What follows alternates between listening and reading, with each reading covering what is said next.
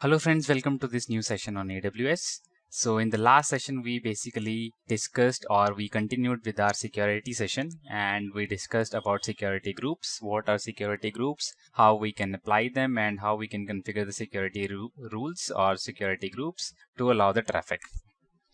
So we'll be continuing with our security session, and today we'll be discussing something about VPC.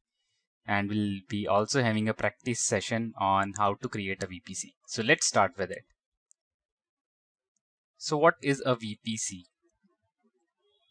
So VPC is basically a virtual private cloud. So VPC basically enhances the security a lot.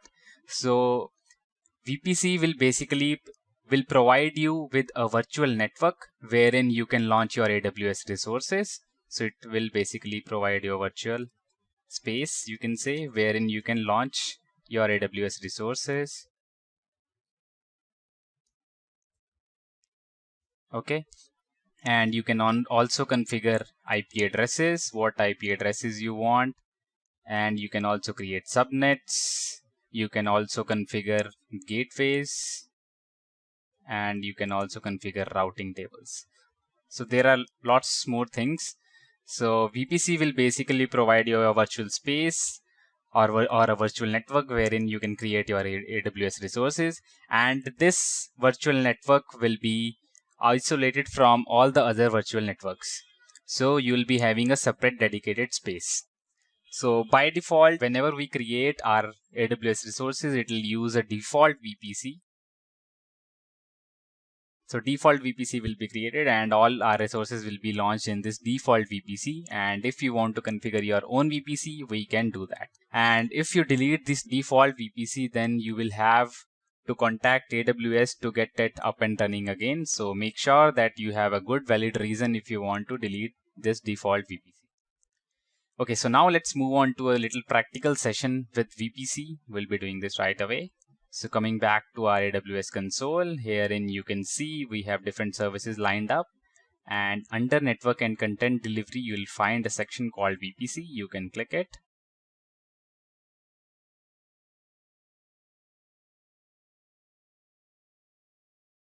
Okay, so this is our VPC landing page. You can go to your VPCs from the left navigation. Okay, so now this is the default VPC which is there, and now we will be creating our own VPC. So for that, we can say create VPC. Okay, first of all, let me just.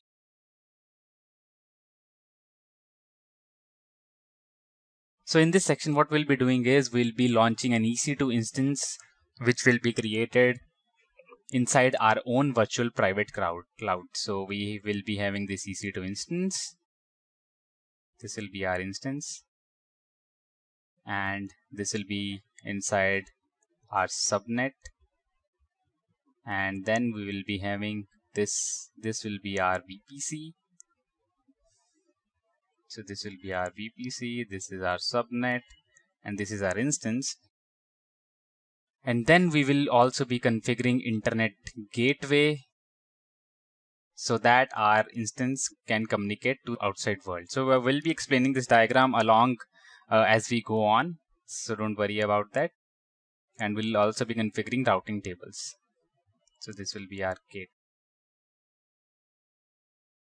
So first of all, we will be creating a VPC, which is this layer. So let's go ahead with it. So we can give the name as CBA_VPC and then CIDR block. So this is basically CIDR will help us to allocate IPs. So we'll be using the default CIDR, which is 10.0.0//16. So what does this means? So 10.0.0.0. So herein you can see we have 4 octets. So these are the 4 octets. This is first octet, this is second octet, this is third, and this is fourth octet. So in this first 2 octets, basically herein we have 10 and 0 in first 2 octets. This represents the network. And the last 2 octets, in this case 0 and 0, this represents host. So so have a /16. So and each octet can have a value up to 255. Okay. So first two octets basically represents our network and last two octets represents our host. So /16 basically means we can achieve up to 2 to the power 16 IP addresses with this. So that will, I think, equal to 65535. So we can have around 65535 IP addresses from this. Okay.